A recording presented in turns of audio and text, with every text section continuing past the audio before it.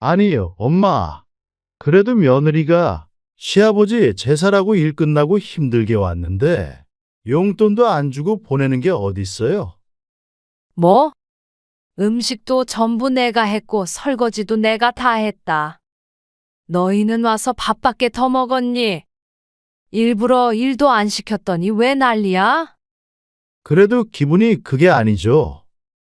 요즘 시아버지 제사 챙기는 며느리가 흔해요. 그리고 갑자기 왜 그러세요? 늘 주시다가 그러면 애엄마가 제사 때 또 가고 싶겠어요? 그러게 오지 말라는데 왜 와? 용돈 줄까봐 그러냐? 서운하게 왜 말을 그렇게 하세요? 지금 서운한 게 누군데 그래? 아버지 제사 기억도 못한 놈이 말이 많다. 아들과 전화 통화로 다투고 있는 올해 80세가 된 최명자 할머니. 최씨 할머니는 자식이 아들 하나였고 남편은 일찍이 세상을 떴어. 그때가 아들이 7살 땐가 8살 땐가. 남편이 살아있을 때도 풍족한 가정은 아니었지만 돈 버는 사람이 한 사람 줄어버리니 그때부터 최 씨의 인생은 고난의 연속이었어. 파출부 일도 해보고 시장에서 나물도 팔아보고 공장에서 망치질도 해보았어. 그야말로 안 해본 일 없이 온갖 굳은 일은 다 해보았다고 해도 과언이 아니었다오. 아들이 국민학교에 다닐 땐 도시락에 맨밥과 김치만 싸줬을 정도로 하루하루 힘들게 살았어.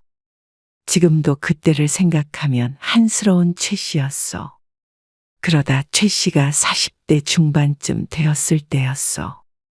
최 씨가 나물 팔던 옆에 국밥집이 있었는데 최 씨는 낮엔 나물을 팔고 저녁엔 그 국밥집에서 3시간씩 일을 했어. 그런데 그곳 사장이 갑작스레 큰 병을 얻어 가게를 최 씨에게 싸게 넘기고 떠났어. 정착하고 싶은 마음이 간절했던 최 씨는 무리하여 장사를 시작하였는데 그 결과는 역시 좋지 않았어. 그래, 잘 됐으면 나한테 넘기질 않았겠지. 저녁 시간엔 손님이 좀 있었던 터라 먹고 살만하겠다 싶었지만 이런저런 비용을 제하면 남는 것이 별로 없었다오. 그러던 어느 날이었어. 아니, 김치는 이렇게 맛있는데 국밥은 별로다. 요리 솜씨가 이렇게 따로 놀기도 힘든데. 가끔 오는 나의 지긋한 할머니가 말씀하셨어. 김치는 직접 한 거요. 네, 깍두기랑 배추김치랑 다 제가 직접 담갔어요. 차라리 김치를 팔아봐요. 내가 김치 맛을 좀 아는데. 새댁이 솜씨가 있네. 김치를 팔면 잘 되겠어. 국밥은 전 주인이 하던 그대로 전수받아 하고 있었고 김치는 최 씨의 어머니에게 어깨너머로 배운 방법대로 만들고 있었는데 손님의 이야기를 듣자 생각이 복잡해졌어. 그래, 믿져야 본전이지. 이대로 더 있다가는 길거리에 나 앉게 생겼으니까. 손님의 조언을 듣고 얼마 안 되어 국밥집 자리에서 김치 장사를 시작하게 되었어. 그때 그 손님이 성견지명이 있었는지 처음부터 잘 되진 않았지만 입소문이 나면서 점점 장사가 잘 되기 시작했어. 그렇게 김치를 팔아서 여자 혼자의 몸으로 아들을 키웠어.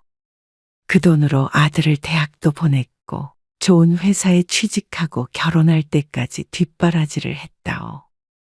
그리고 지금까지도 그 자리에서 가게를 운영하고 있는데 80세가 될 때까지 판 김치를 쌓아보면 63빌딩 정도는 되었을 것이요.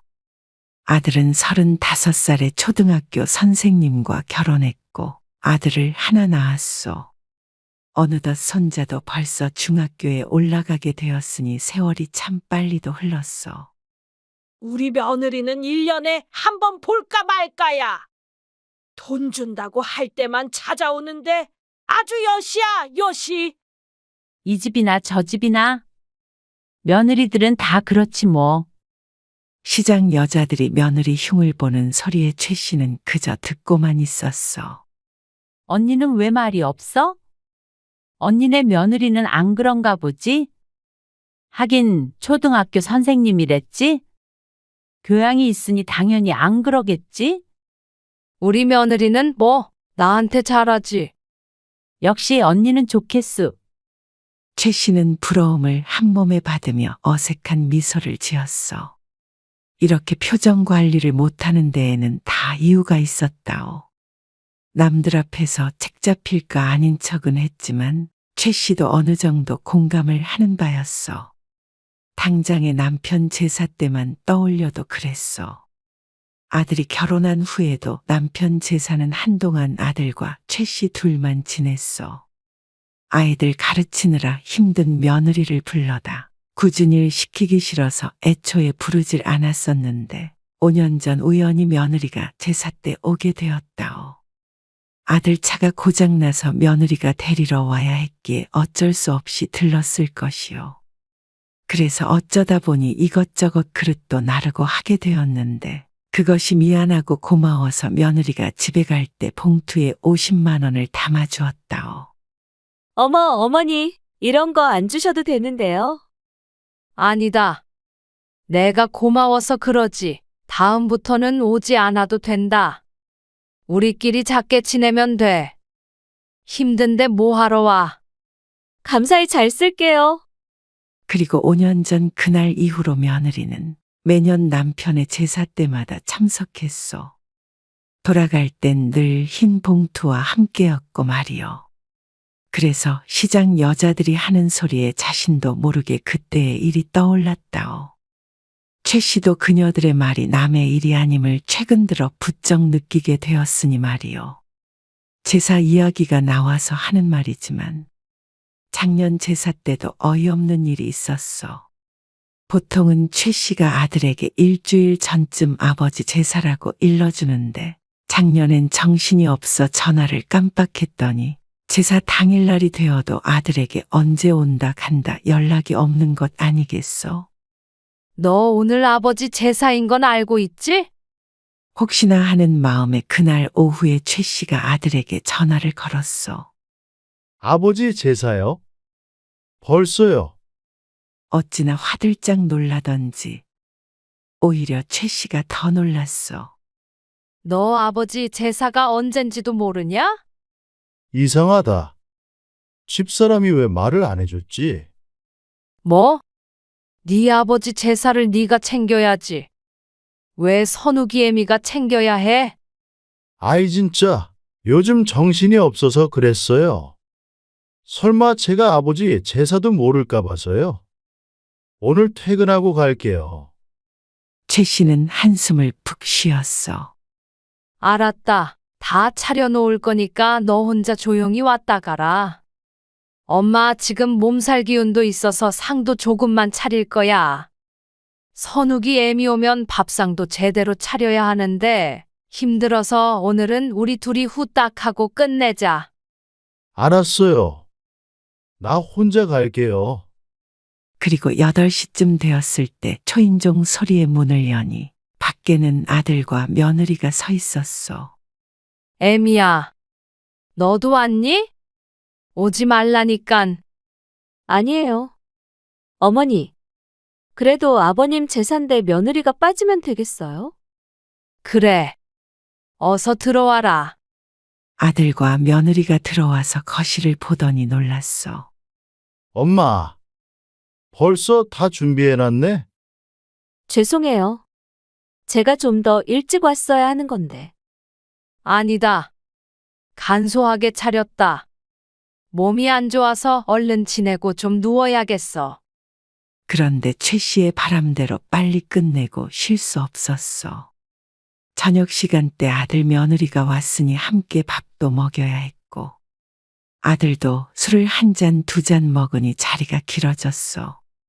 늘상 며느리가 올 때마다 이것저것 일이 늘어 제사 때 며느리가 오는 것이 오히려 힘에 부칠 때도 있었어.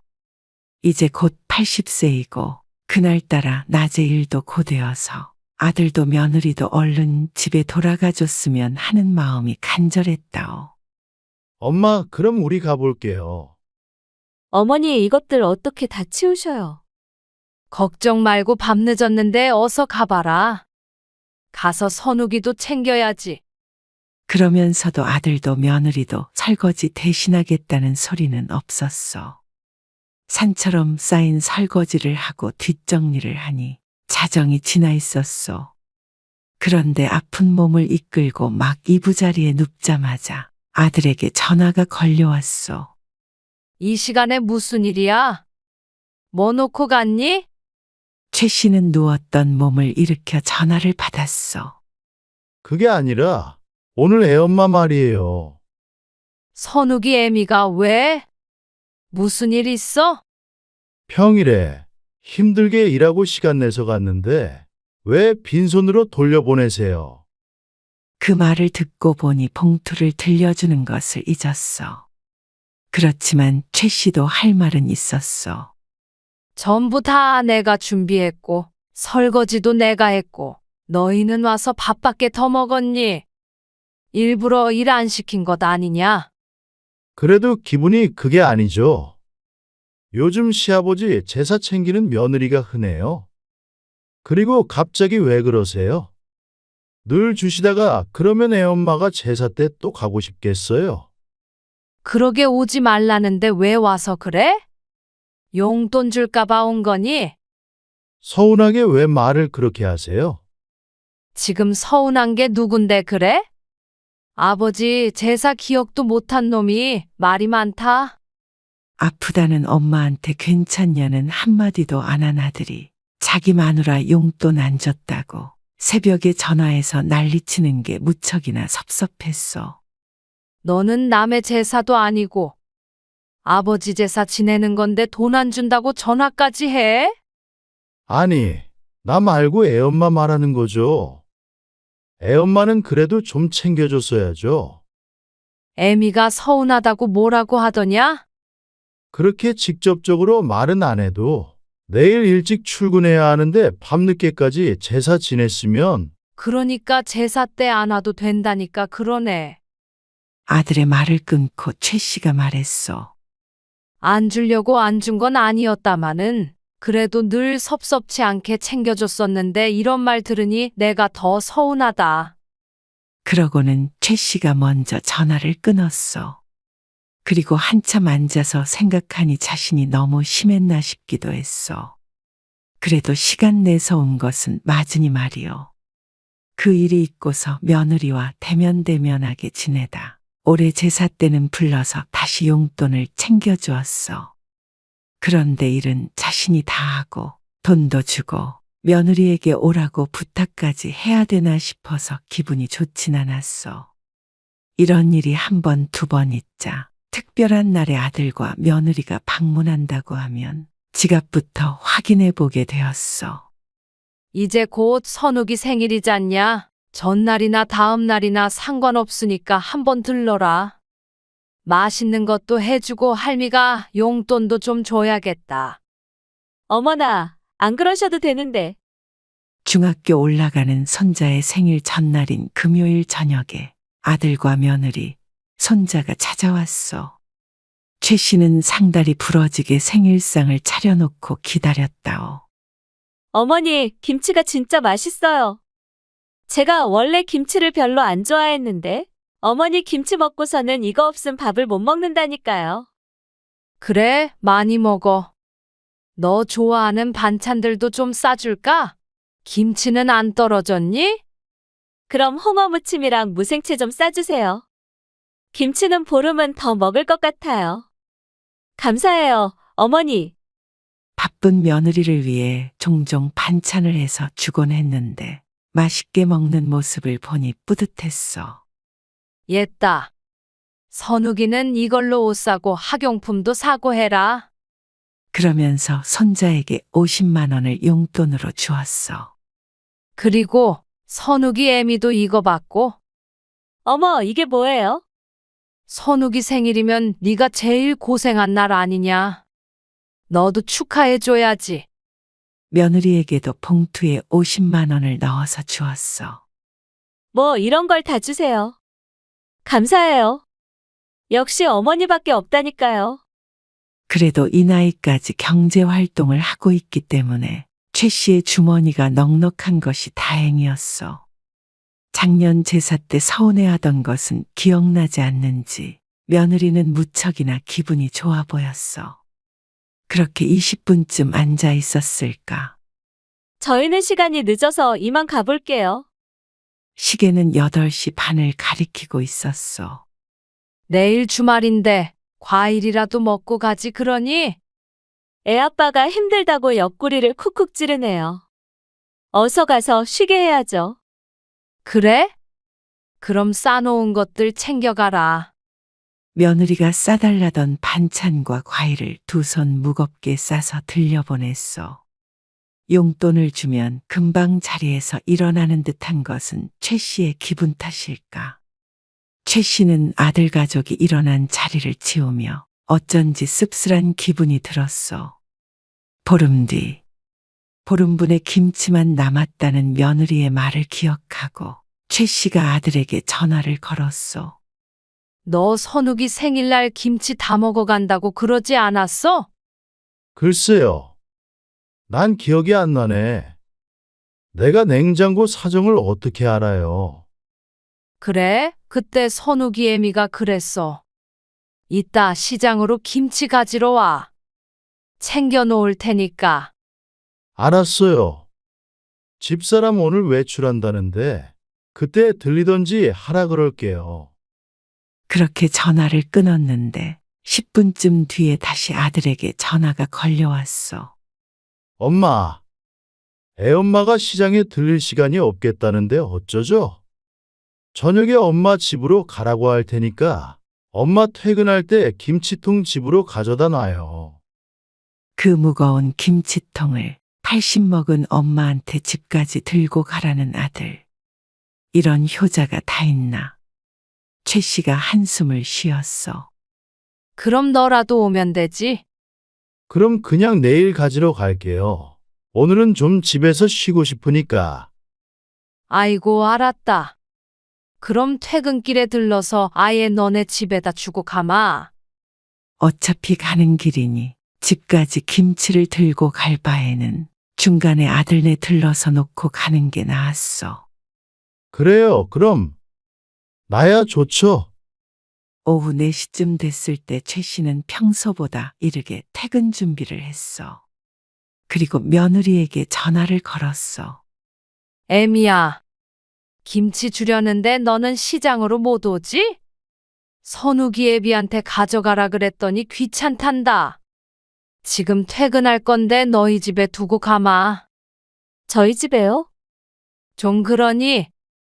그러면 내일 가져갈래? 아니에요. 그러면 그냥 식탁 위에만 놔주세요. 제가 정리할게요. 그래. 알았다. 그리고 아들네에 도착했어. 너는 늙은 애미가 이거 들고 여기까지 와야겠냐? 우리 엄마. 아직 짱짱하시네. 어이구, 무거워라. 김치통을 받아들며 아들이 능청스럽게 대꾸했어. 김치 냉장고에 넣어놔. 뭐가 뭔지 알아야 넣어놓죠. 맞다. 선욱이 엄마가 그냥 식탁에 두고 가라 그랬어. 그냥 넣으면 되죠. 그러면서 냉장고 이문저문 열어 제끼는데 보다 못한 최 씨가 말했어. 너는 그렇게 집안 살림을 하나도 못해서는 금방 이혼당하겠다. 나도 청소는 해요. 실없이 웃는 아들 보고 저리 비켜보라고 한 최 씨가 김치 냉장고 문을 열었어. 김치통들로 꽉 차 있는 냉장고 안을 들여다보며 최 씨가 고심했어. 남의 집 살림이다 보니 이것저것 정리할 수도 없고 해서 다시 김치 냉장고 문을 닫았어. 이거 김치 냉장고 꽉 차서 안 되겠다. 그냥 식탁에 둘 테니까 선욱이 애미 오면 정리해서 넣으라 그래. 뭘 그래요? 줘 보세요. 일단 냉장고에다 넣어놔야지. 아들이 냉장고 문을 열었고 냉장고도 사정은 다르지 않아 보였어. 반찬통들과 비닐들로 꽉 찬 내부. 아들이 그 사이에 김치통을 쑤셔 넣으려 하니 최 씨가 말렸다오. 그렇게 막 넣으면 다 떨어지지. 비켜라. 그냥 대충 넣어줘요. 아들이 소파에 드러누우며 말했어. 너는 주말에는 네가 좀 밥도 하고 그래야지. 선욱이 애미도 일하는 사람인데 그렇게 퍼질러져 있을 거야? 주말에 왜 이렇게 잔소리를 하세요? 귓등으로도 안 듣는 아들을 뒤로 하곤 최 씨가 냉장고 안에 자리를 마련하기 위해 반찬통을 차곡차곡 쌌는데 어떤 냄새가 코를 찔렀어. 이건 내가 준 반찬통인데. 눈에 익은 반찬통 하나를 열어보니 썩은 내가 진동했어. 애구머니나. 여기서 냄새가 나고 있었구나 싶었는데 다른 반찬통 몇 개를 더 열어보니 한 달도 더 전에 싸주었던 음식들까지 고스란히 들어있는 상태였어. 도대체 언제 싸줬던 음식인지도 가물가물했어. 그리고 냉장고 한켠을 크게 차지하고 있는 검은 비닐봉지. 설마 하는 마음에 비닐 입구를 열어보았는데 손자 생일날 최 씨가 싸줬던 반찬들이 최 씨가 넣어놓은 그대로 썩고 있었어. 아예 열어보지도 않은 제 봉지채로 들어있었다오.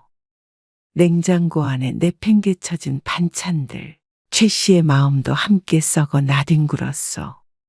아들네 온다고 하루 종일 땀 흘려가며 준비했던 음식들이었어.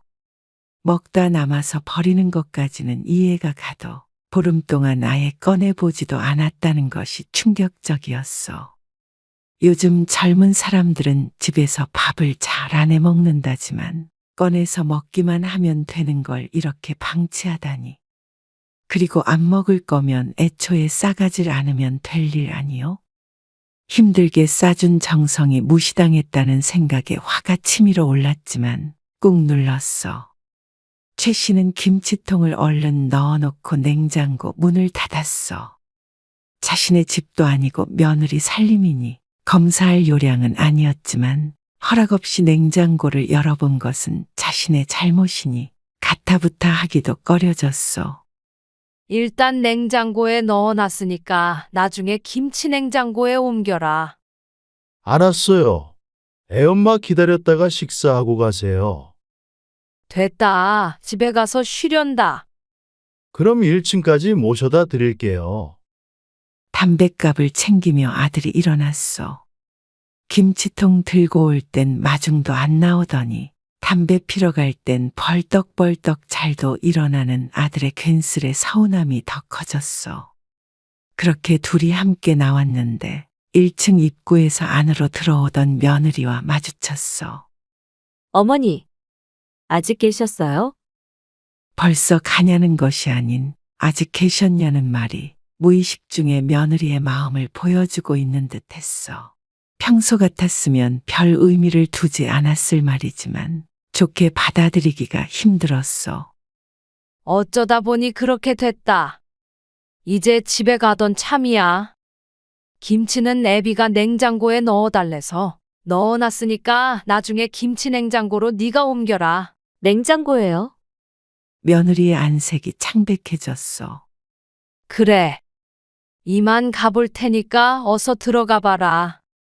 최 씨의 귓전에 모기만한 목소리로 잘 가시란 말이 흘러들었지만 못 들은 척 코너를 돌았어. 며느리의 시야에서 벗어나자마자 최 씨가 잠시 서 있는데 곧이어 아들과 며느리의 목소리가 들려왔어. 그러게 당신이 시장에 가서 김치를 가져오지. 왜 어머니가 집에 오시게 해? 엄마가 갖다 주면 좋지. 왜? 아니면 당신이 아까 시장에 들려서 가져왔으면 됐잖아. 거기 가면 옷에 김치 냄새 배서 하루 종일 신경 쓰인단 말이야. 젓갈 냄새 풀풀 나는 거 싫어하는 거 알면서 그래? 참, 그러면 김치는 왜 먹는지 모르겠네. 지금 그게 중요해. 그리고 왜 어머니는 남의 집 냉장고를 열어보셔? 너무 경우가 없으시잖아. 경우, 말이 좀 심하다. 아들 집이 남의 집이야. 그리고 내가 김치 좀 넣어달라 그랬어. 왜 이렇게 예민해? 거기 어머니가 주신 반찬들 들어있단 말이야. 반찬이 왜? 지난번에 주신 것도 그대로 들어있어. 뭐, 왜 그걸 다 안 먹고 넣어놨어? 다 먹긴 그걸 어떻게 다 먹어? 우리 중에서 집에서 밥 먹는 사람이 어딨다고. 그건 당신이 안 차려주니까 내가 못 먹는 거지. 아니, 그러면 싸우질 말던가. 싸주시는데 어떻게 됐다 그러니? 김치통만 얼른 넣어놓고 가신 거야. 못 보셨겠지? 아들은 투덜투덜거리고 며느리는 그런 아들을 나무라며 화를 냈어. 당신이 그냥 어머니한테 이제 반찬은 사 먹겠다고 말 좀 해. 그동안 맛있다고 연기한 건 당신인데 왜 나한테 그래? 나만 못된 며느리 만들고 싶어서 그래? 그러게 안 먹을 거면 진작 버리지. 그걸 냉장고에 그렇게 처박아도. 어머니가 열어보실 줄 알았으면 치웠지. 그럼 당신이 살림하던가. 말다툼을 하는 며느리와 아들의 목소리를 듣고 있던 최 씨는 이내 귀를 막고 빠른 걸음으로 아파트 단지를 벗어났어. 그리고 집으로 돌아가는 버스에 앉아서도 최 씨는 멍한 상태였어. 망치로 누군가 머리를 거세게 후려친 듯 했어. 이거 해주세요. 저거 해주세요. 며느리의 목소리가 귓가에 울리는 듯 했어. 최 씨도 시간이 남아돌아 반찬을 해다 바친 것이 아니었어. 맛있게 잘 먹었다는 며느리의 말에 퇴근 후에 시간을 쪼개서 해다 줄 때도 많았어. 그런데 저런 생각을 하고 있는 줄은 꿈에도 몰랐어. 시어머니가 듣고 있는 줄은 몰랐겠지만 그래서 더욱 본심이 나오지 않았겠어? 시어머니의 김치가 제일 맛있다던 며느리는 모순적이게도 김치 냄새가 싫어 시장에 오기 싫다고 했어. 그 젓갈 냄새 풍기는 김치 덕분에 저들이 번듯한 아파트에 살고 있는 것도 있고 말이요. 최 씨는 이불 위에 드러누워 한참을 생각했어. 어찌 보면 영이해 못할 것도 아니었어. 그래, 젊은 애들이니까. 이제 반찬 안 주면 문제 없지. 좋은 게 좋은 거라고 차마 반찬을 싸주는 시어머니에게 거절의 말을 하지 못했을 며느리의 심정을 이해하려고 노력했어. 그리고 냉장고 문을 열어보는 것도 충분히 싫어했을 만하고 말이요. 하지만 머리로는 이해했지만 마음에 상처를 입지 않은 건 아니었기에 그 후로 아들과 며느리에게 먼저 전화하지 않았어. 그래서 사이가 이전보다는 대면대면해졌다오. 반찬을 주거나 김치를 주는 일이 아니면 며느리와 특별히 살갑게 수다를 떠는 사이도 아니었기에 최 씨가 연락하지 않으니 자연스레 멀어지는 걸 느꼈어. 그런데 이전 같았으면 왜 안 찾아오나 궁금해하고 집에 홀로 있는 것이 외롭다 느꼈겠지만 최 씨는 요즘 좀 다른 기분을 느꼈어. 며느리도 내 식구라고는 생각했지만 아들하고는 달라서 며느리가 집에 올 때면 괜스레 청소하게 되고 밥상도 신경 쓰게 되었는데 이제 차라리 편해진 듯 했어. 그리고 웃고 있는 며느리 얼굴을 보며 속으로는 무슨 생각하나 의심하게 되는 것도 싫었고 말이요. 엄마, 집사람 생일에 같이 찾아뵐게요. 며느리의 생일을 앞둔 어느 날 아들에게서 전화가 왔어. 선욱이 엄마 생일인데 너희끼리 시간 보내지 뭐하러 와. 집사람이 생일에 엄마가 해준 음식 먹고 싶다는데 어떡해요? 최 씨는 속으론 아들이 자신을 놀리나 싶었어. 그러나 둘이 다투던 이야기를 최 씨가 알고 있다고는 꿈에도 모르는 아들이 말을 이었어. 나 대신 엄마가 미역국 좀 끓여줘요. 그래, 알았다. 최 씨의 집에 왔을 때 아들과 며느리가 밥을 맛있게 먹었던 것까지 거짓은 아닐 것이었어. 며느리의 생일날까지 꽁에 있기엔 자신이 너무 옹졸해지는 듯하여 아들에게 알았다 대답했어. 그리고 며느리의 생일이 되었을 때 여느 때와 마찬가지로 생일상을 차려놓고 기다렸어. 역시 우리 어머니. 며느리 생일상 차려주는 시어머니 덕분에 제가 주변에 자랑 많이 해요. 그러니? 식후에 과일까지 먹은 뒤에도 아들과 며느리는 집으로 가지 않고 앉아 있었어. 엄마, 오늘은 반찬 안 싸줘요. 조금만 해서 남지를 않았네. 둘러댄 최 씨의 말에 아들은 미련도 없어 보였어. 그건 그렇고 오늘은 왜 며느리 용돈 안 주세요? 여태 방바닥에서 엉덩이를 안 떼고 있던 이유인 듯 했어. 어쩌냐? 내가 오늘 현금을 못 뽑아왔다. 깜빡했어. 아이, 참 요즘에 자꾸 깜빡하시네. 그럼 저희는 이만 가볼게요. 며느리가 어색한 미소를 지으며 자리에서 일어났어. 돈을 주어도 안 주어도 금방 일어나는구나. 속으로 생각했어. 아들과 며느리가 가고 최 씨는 후회가 되기도 했어. 내가 너무 했나? 그래도 생일인데 선물 하나 안 줬으니. 사실 용돈 봉투는 진작 준비해 놓았는데 반찬이 어쩌고 저쩌고 하는 바람에 기분이 상해서 주지 않았던 것이요. 이해하기로 마음 먹었으니 나도 있자. 그래서 아들 며느리를 따라 내려갔어. 지하주차장에서 아들의 차가 있나 찾는데 또다시 며느리의 목소리가 들렸어. 괜히 온 것 같네. 뭐가 또 괜히 와.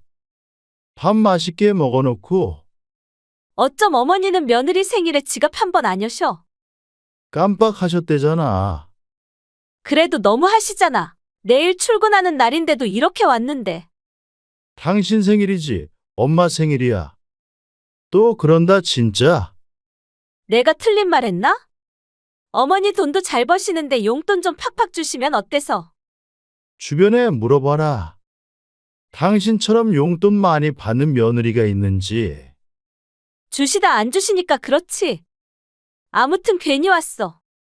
최 씨는 부들부들 떨리는 손으로 돈 봉투를 냅다 집어던지려다 다시 팔을 내렸어. 그리고는 그대로 뒤를 돌아 집으로 향했어.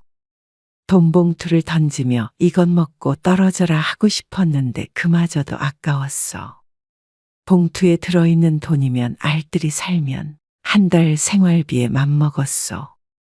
80 넘어 돈 쓸 데 없으니 아낌없이 퍼주자 생각해서 아들 며느리 손자에게 퍼주었지만 최 씨가 부자라서 혹은 돈 아까운 줄 몰라서가 아니었어.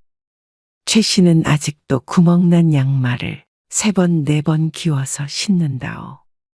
그런 최 씨가 아들네에게 주는 것은 그저 돈이 아닌 사랑이었어. 아들에게는 어릴 때 못 해주었던 건 맘껏 해주고 싶었고 며느리에게는 고마운 마음을 표현하고 싶었다오.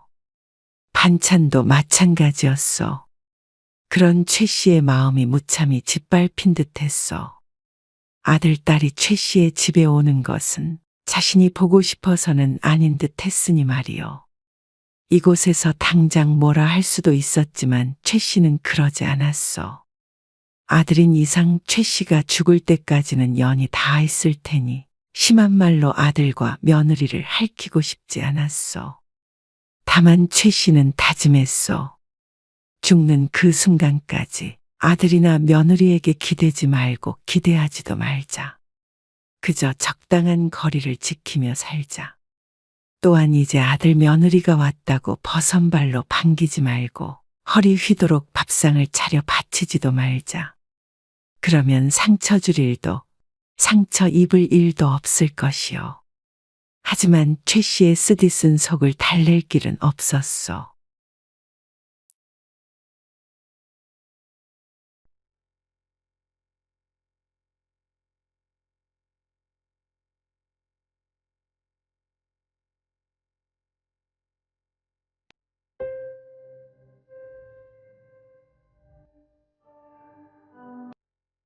당신은 미쳤어. 진작에 병원에 가게 했어야 했는데. 뭐? 미치게 만든 게 누군데? 이게 다 당신 때문이야. 당신이 처신만 잘했어도 이런 일 없어. 왜 나를 나쁜 놈을 만드는 거야? 당신은 여기 들어가서 반성해. 70대 부부가 물건을 집어던지며 요란하게 싸우는 소리가 들렸어. 밤늦게 들려오는 굉음에 이웃들이 하나둘 잠에서 깼어. 이런 추잡한 여편네! 난 놈 만나고 다니는 걸 누가 모를 줄 알고! 이 문 열어. 도대체 무슨 소리를 하는 거야? 누가 딴 사람을 만났다는 거야? 내 나이 70이야. 쾅쾅 문을 두드리는 아내를 외면하며 할아버지는 콧방귀를 뀌었어. 발뺌에도 소용없어. 누가 신고를 했는지 삐뽀삐뽀 멀리서 들려오는 경찰차 소리를 들으며 김성리 할머니는 문고리를 쥐고 눈물을 흘렸어. 이렇게 살아온 세월이 몇십 년인지 이제는 싸우기도 지쳤다오. 처음 만났을 때부터 남편이 이랬던 것은 아니었어. 김씨 할머니와 남편은 40년 전에 처음 만났어. 동네 사람의 중매로 만나게 되었고 그 시작은 평범했어. 평범한 직장에 다니던 남편은 모난 곳 없이 대체로 다정한 남편이었는데 딱 하나 특이한 구석이 있었어. 신혼 때 시어머니를 모시고 살았는데 남편이 유독 시어머니께 차갑게 구는 것이 이상했어. 어머니, 여기저기 다니지 마시고 그냥 집에 계세요. 그런데 왜 가시는 건데요? 뭐 좀 사러 가는 거야. 아무것도 하지 마시라고요. 이제 용돈 안 드릴 테니 그런 줄 아세요. 알았다. 약장수를 쫓아다니던 시어머니를 남편은 심하게 나무랐어. 나이든 양반이 그것 외에는 큰 낙이 없을 듯한데도 심하게 다그치는 모습에 안쓰럽게 느껴졌다오.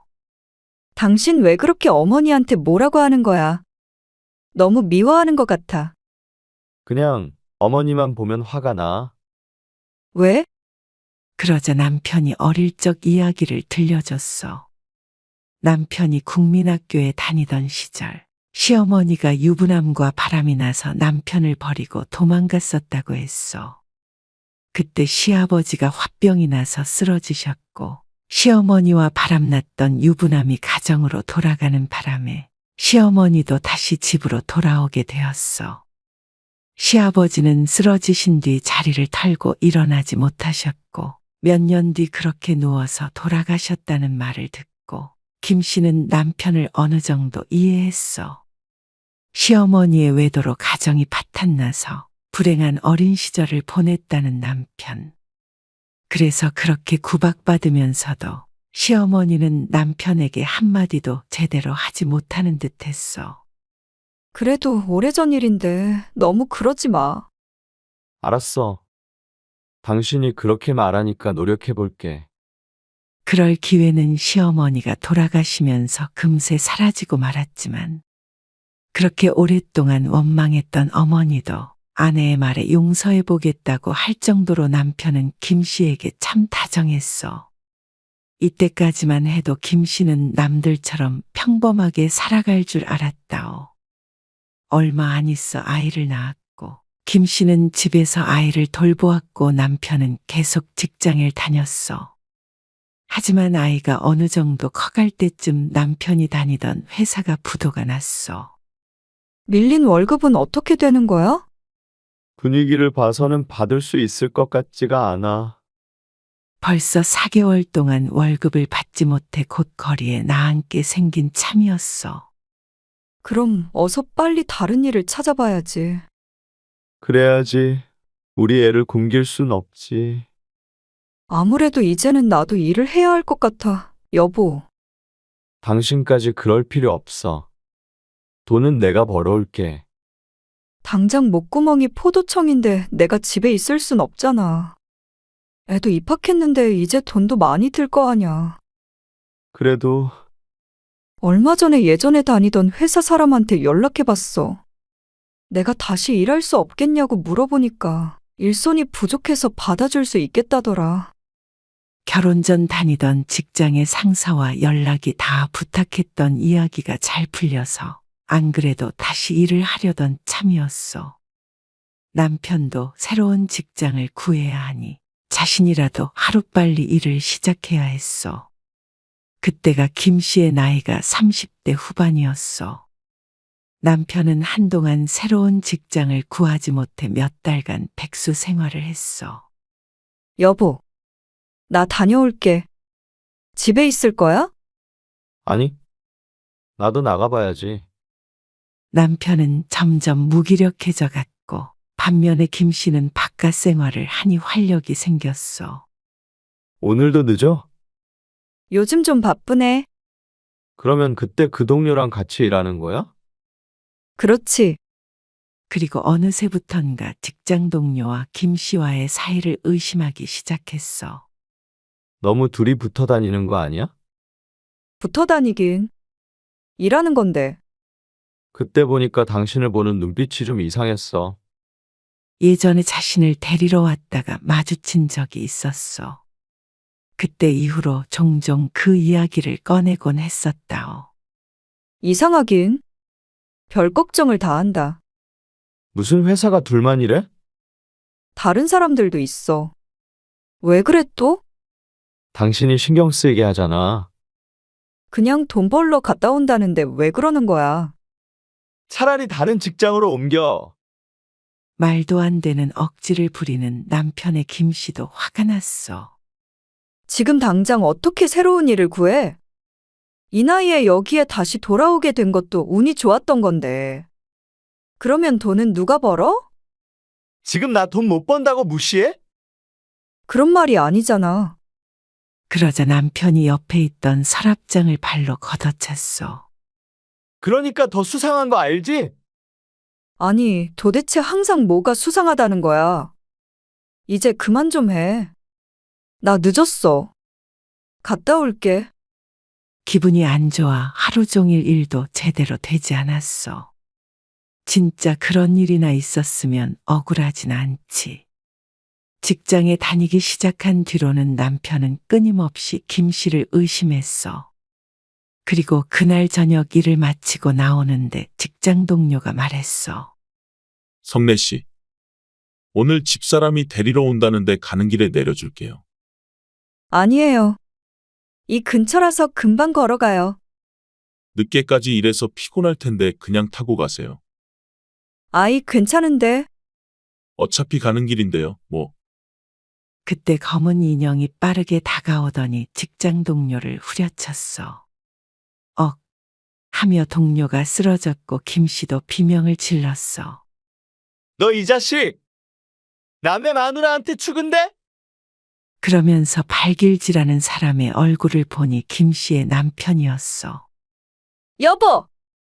이게 무슨 짓이야? 무슨 짓? 그러는 당신은 무슨 짓이야? 외간 남자 차 얻어 타려고 해벌쭉해서는. 그러면서도 폭력을 멈추지 않았어. 여보! 제발 그만해! 사람 죽겠어! 내가 저기 뒤에서 다 들었어. 건물 기둥 뒤를 손가락으로 가리키며 남편이 말했어. 둘이 분위기 좋던데? 언제부터 그런 사이였던 거야? 역시 내 말이 맞지? 이놈을 내가 요절을 내버릴 거야. 엎어져 있는 동료는 반항도 못하고 있었고 때마침 건물에서 나오던 다른 직원이 남편을 말렸어. 이분 아내가 와서 태워주겠다고 한 거야. 무슨 짓을 한 거야 도대체? 그렇게 동료는 구급차에 실려갔고 남편은 경찰서까지 가게 되었다오. 다행히 피해자가 합의를 해주어 철창 신세는 면했지만 김 씨는 직장에서 잘렸고 합의금을 물어주느라 오랫동안 고생했어. 미안해. 내가 오해했어. 최소한 무슨 상황인지는 먼저 물어봤어야지. 어떻게 사람이 주먹부터 나가? 내가 그때 눈이 뒤집혔어. 그리고 차 좀 얻어 탄다고 바람피는 것도 아니고 그게 그렇게 눈이 뒤집힐 일이야? 그리고 그전부터 계속 의심하고 물건도 집어 던지고 폭력적으로 굴었잖아. 오늘도 아무 일 없었대도 회사까지 쫓아와서 지켜보고 있었던 거 아니야? 어떻게 그럴 수가 있어? 그리고 사람을 그 지경으로 만들어? 이렇게는 못 살겠어. 우리 이혼해. 그러자 남편이 김 씨의 바짓가랑이를 잡았어. 당신도 알잖아. 우리 어머니 때문에 우리 집이 산산조각 났었던 거. 자꾸 그때 생각이 나서 그랬나 봐. 우리 가정을 지켜야 한다는 생각에 정신이 어떻게 됐었던 것 같아. 정말 미안해, 여보. 그래도 그렇지. 어떻게 그래?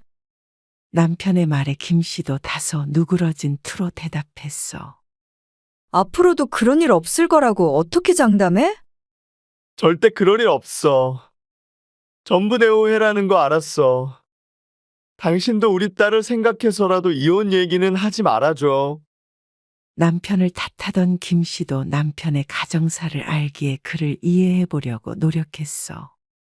또 남편 말대로 딸을 두고 성급히 이혼할 수도 없었어. 그래서 서글프게 말하는 남편을 더 이상 책망하지 않기로 했어. 그리고 김 씨와 남편 앞에 닥친 당장 해결해야 할 문제들 때문에 더 깊게 생각할 여유도 없었다오. 먹고 사는 문제보다 중요한 것 없으니 말이요. 저기 사거리에 있는 통닭집 알지? 우리 자주 사 먹는 곳. 그래, 거기. 내가 어제 그 사장님이랑 얘기를 좀 하게 됐는데 말이야. 다른 사람에게 가게를 넘기고 귀농하겠다네. 그래서 나보고 생각 있냐고 그러길래 내가 밤새 생각해 봤는데 우리가 인수하면 어떨까? 둘 다 벌이가 시원치 않은데 아이는 커가니 걱정이 이만저만이 아니었어. 그래서 김 씨도 솔깃했어. 잘 되는 집이라 먹고 살만 할 거야. 어떻게든 끌어모아서 같이 운영해보자. 그렇게 김 씨와 남편은 함께 통닭집을 하게 되었어. 함께 출근하고 함께 퇴근하고 함께 잠드니 그야말로 둘은 24시간 붙어 살았어. 그러니 이전과 같은 문제가 생길래야 생길 틈도 없었다오. 장사는 잘 되었고 그렇게 몇 년간은 행복한 생활을 했어. 김 씨의 딸은 어느덧 중학생이 되었고 건너편에 치킨집이 생기는 바람에 김 씨가 운영하는 통닭집은 파리만 날리게 되었어. 그래서 김 씨가 45세가 되던 해에 통닭집 문을 닫게 되었어. 김 씨는 근처 마트에 계산원으로 들어가게 되었고 남편은 다행히도 부동산을 하는 지인을 따라 일하게 되었다오. 이렇게 들으면 직업만 바뀌었을 뿐 큰 문제는 없어 보였지만 항상 붙어 살던 둘이 떨어지게 되며 비극이 시작되었어. 성례 씨는 좋겠네. 네? 뭐가요? 아직도 신혼 같은가 봐. 옆 계산대의 동료가 김 씨의 뒤를 가리키며 말했어. 뒤를 돌아보자 남편이 보였어. 오늘도 성례 씨 보러 여기 온 거 아니야? 어떻게 매일같이 저래? 진짜 부인을 사랑하나 보다?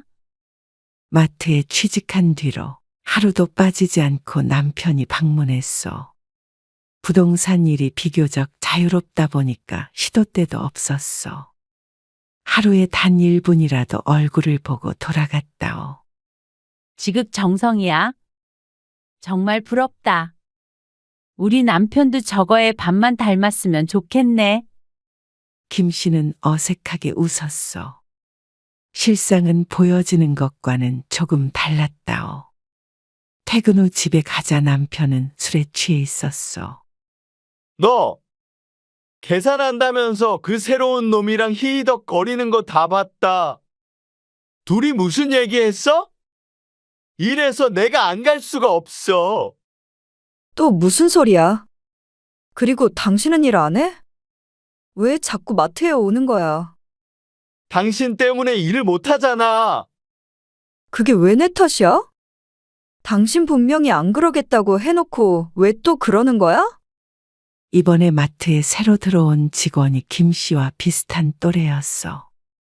그리고 업무를 알려주느라 다른 사람들보다 대화를 자주 하게 된 것은 사실이었어. 왜? 또 이혼하자고 하게? 언제적 얘기를 하고 있어? 당신이 언제든 날 떠날 생각을 하고 있으니까 내가 불안해서 그럴 수밖에 없는 거 아니야. 그러니까 내가 왜 떠난다고 생각을 하냐고. 당신 때문이야. 안 그러던 남편은 김 씨가 마트에 다닌 이후로 늘 불안해했고 술을 마시면 항상 이런 레파토리로 아내를 몰아붙였어. 제발 그만 좀 해. 지친다. 지쳐! 지금 나한테 지친다고 했어? 많지 않게 말꼬리를 잡고 늘어지는 남편을 당해낼 수가 없었어. 그러고 나서는 다음날 술이 깨면 사과했어. 미안 여보. 내가 그러면 안 되는데. 욱하는 마음에 그랬어. 둘이 너무 친해 보여서. 하나도 안 친해. 일 얘기 말고 할 말이 뭐가 있다는 거야. 알았어. 이제 정말 안 그럴게. 나 오늘 회식 가야 해. 당신 때문에 매번 빠져서 이번에는 정말 참석해야 돼. 거기는 쫓아오고 그러지 마. 창피해서 살 수가 없어. 알았어. 대신 어디서 하는지만 알려줘. 그래야 안심을 하지. 약속을 단단히 받고 나서 출근한 김 씨는 일을 마치고 다른 사람들과 함께 식사를 하고 있었어. 식사 자리가 파는 분위기라 몇몇은 집으로 돌아갔고 여자 직원 둘이 함께 화장실에 가는 바람에 김 씨와 남자 직원 하나만 테이블에 앉아 있었어. 너 내가 이럴 줄 알았다. 갑자기 나타난 남편이 김 씨의 뺨을 내려쳤어.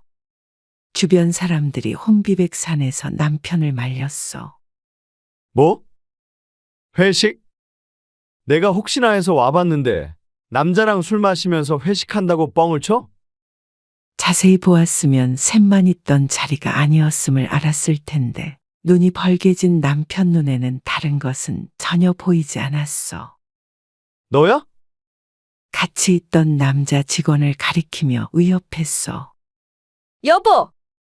왜 이래? 회식한다고 했잖아. 뺨을 맞고 충격에 굳어있던 김 씨가 서둘러 남편을 말렸어. 내가 또 그 말을 믿을 줄 알고?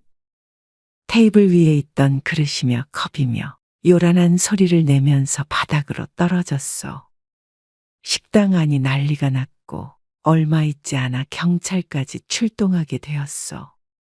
화장실에 갔던 여직원 둘이 돌아오고 식당 주인도 나서서 증언을 해주어 오해임을 알게 되었지만 김 씨에게는 씻을 수 없는 상처를 남겼어. 당신한테 손찌검을 하다니 내가 죽일 놈이야. 남편은 또다시 싹싹 빌며 어릴 때 상처가 아직도 남아서 그렇다. 당신이 예전에 이혼하자고 해서 그렇다. 늘상 하는 변명을 늘어놓았지만 김 씨의 마음은 이미 다쳐버렸어. 그날 김 씨는 다짐했어. 딸만 성인이 되면 꼭 이혼해버리기로 말이요. 그리고 당연한 말이지만 다니던 마트는 그만두고 다른 마트로 옮기게 되었어. 그곳에서는 또 무슨 난리가 날지 몰랐기 때문에 돈만 벌자 하는 마음으로 사람들과 교류도 전혀 하지 않았어. 그렇게 집, 마트만 왔다 갔다 하는 삶을 몇 년간 살았어. 김 씨는 50살이 되었고 딸도 곧 있으면 성인이었어. 한동안은 별 탈 없이 평화로운 듯 보였어. 그런데 김 씨가 일을 마치고 집에 돌아가는 길이었어. 뚜벅뚜벅. 집으로 걸어가는데 조용한 와중에 발소리가 따라왔어. 조금 빨리 걸었더니 발소리도 빨라졌고 느리게 걸으니 발소리도 덩달아 느려졌어. 식은땀이 흐르는 것이 느껴졌어. 김 씨는 그동안에도 종종 이런 느낌을 받곤 했는데 오늘따라 차도 안 다니고 지나가는 사람도 없어서 유독 소리가 크게 들렸어. 집까지는 10분이나 더 걸어야 했고 골목이 외져서 큰 길로 나가려고 발길을 돌렸어. 그리고는 도망치듯 빠른 걸음으로 걸어갔어. 그런데 그때 누군가가 김 씨의 팔을 잡아챘어. 깜짝이야. 누구세요? 여보. 나야 나. 김 씨의 남편이 그녀의 팔을 잡고 있었어. 어딜 그렇게 급히 가는 거야? 집에 안 가? 김 씨는 안도의 한숨을 쉬었어. 놀랐잖아. 누가 쫓아오는 줄 알고 큰 길로 나가려고 했지. 무서워서 죽는 줄 알았어. 그러자 남편이 같이 가자며 웃고는 김 씨의 어깨를 잡았어. 김 씨는 이때는 미처 몰랐어. 며칠 뒤 김 씨는 오랜만에 갑작스럽게 찾아온 친정엄마를 만나게 됐어. 나 엄마 좀 만나고 올게. 장모님 오신대? 이 근처에 오신 김에 뭐 좀 주고 간다 그래서. 잠깐 나갔다 올게. 당신은 언제 출근하게? 나도 지금 나갈 거야. 김 씨와 남편은 나란히 길을 나섰어. 그리고 갈림길에서 헤어지며 김 씨가 말했어. 서울국밥에서 만나기로 했어. 거기서 밥 먹고 들어갈게. 알았어. 다녀올게. 그렇게 남편은 출근을 했고 김 씨도 10분 정도 걸어서 나가다가 친정엄마에게 드리기로 한 반찬통을 놓고 온 것이 기억났어. 아이고, 내 정신 좀 봐. 김 씨는 왔던 길을 되돌아 걸었어. 얼른 돌아가서 가져오면 약속 시간에 늦지는 않을 것이었어. 그렇게 집으로 서둘러 되돌아와서 반찬통을 챙기려는데 남편이 따라 들어왔어. 여보? 출근 안 하고 왜 다시 왔어? 내가 이럴 줄 알았어. 나 출근하면 이 집에서 무슨 짓을 하려고? 뭐? 나 따돌리려고 장모님 만나는 척을 한 거지?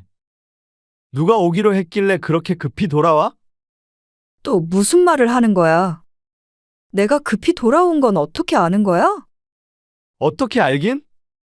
뒤에서 다 지켜봤으니까 알지. 요즘 낌새가 이상했어.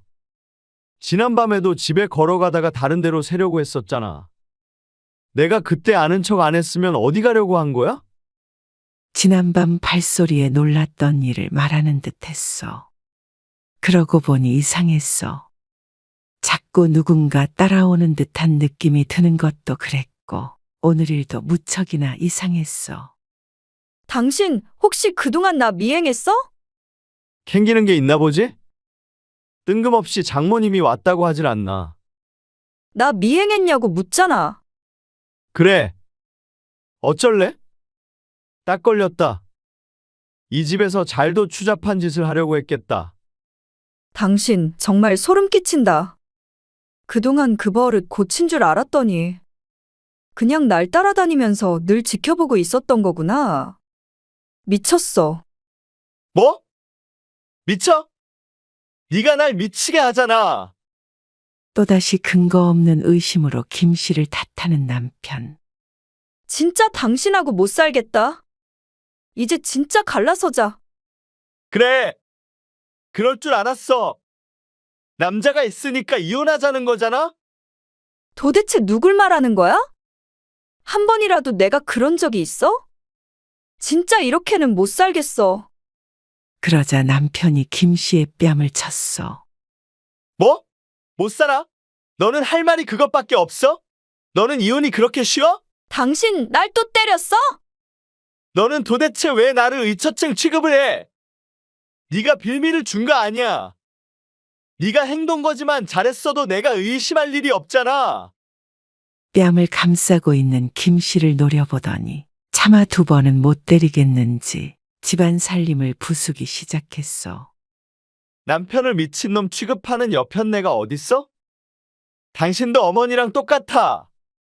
남편 알기를 우습게 보고 딴 남자한테 한눈이나 팔고.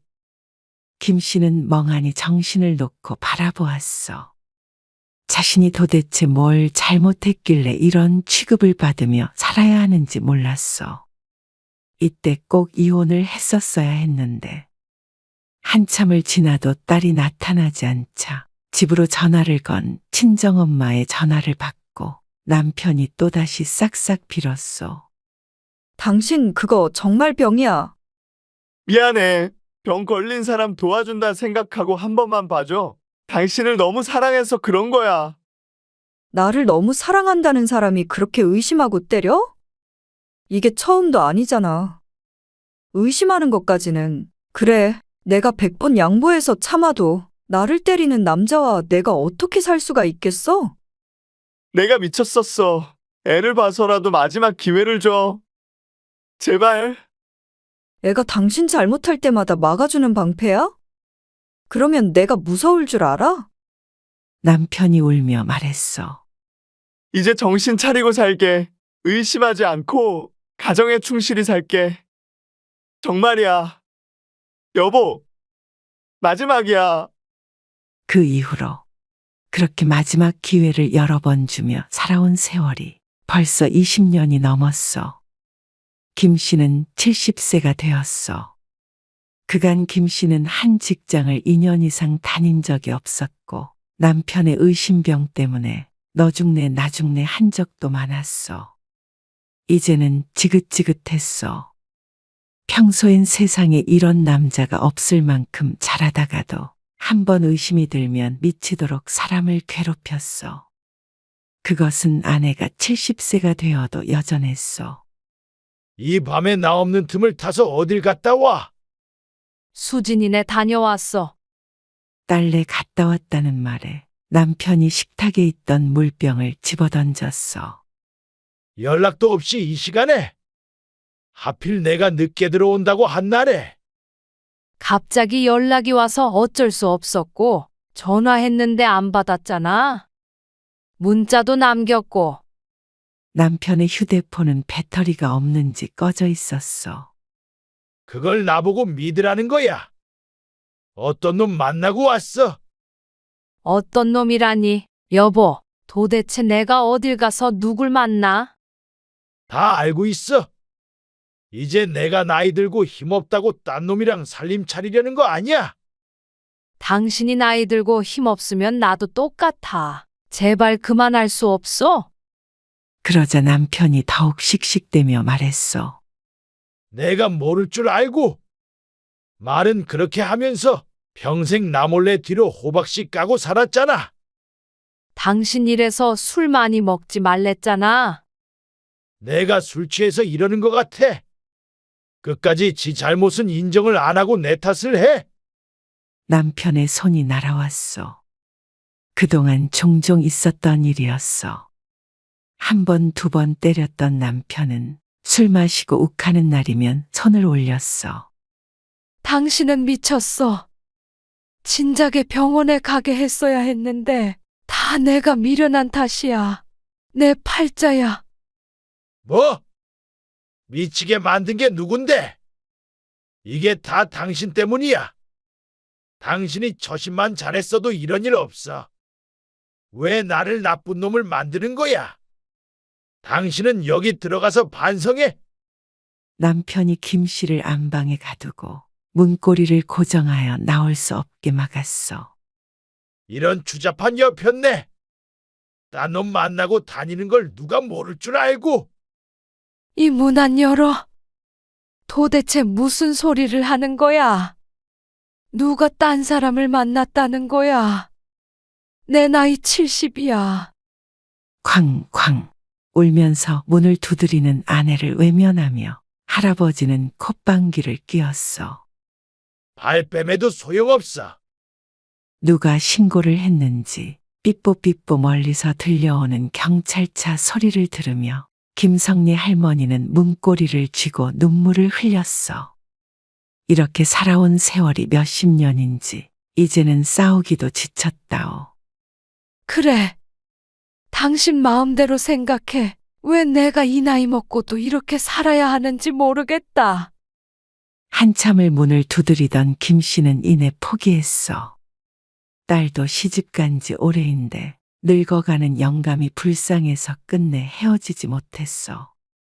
그런 자신이 어리석음을 알고 있음에도 같이 산 잘못 아니겠어? 이러던 남편은 분명 내일 아침이 밝으면 잘못했다며 빌 것이요. 그리고 자신은 남편이 변하지 않을 것임을 알고도 속아 넘어갈 것이고 말이요. 수십 년간 반복되어 오던 일이었어. 딸도 그런 김 씨와 남편을 보며 이혼을 권유했지만 그것을 남편이 손 놓고 보고만 있지는 않을 것이었어.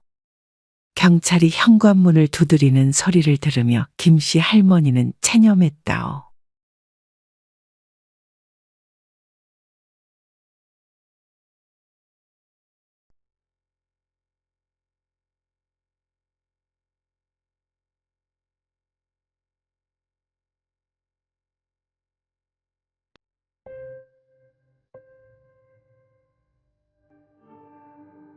어머니, 왜 여기까지 와서 행패를 부리세요?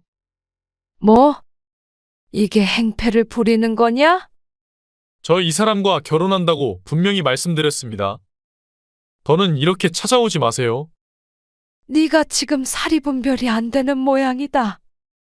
어떤 부모가 자기 아들이 애 딸린 이혼녀와 결혼한다는데 옳다구나 해.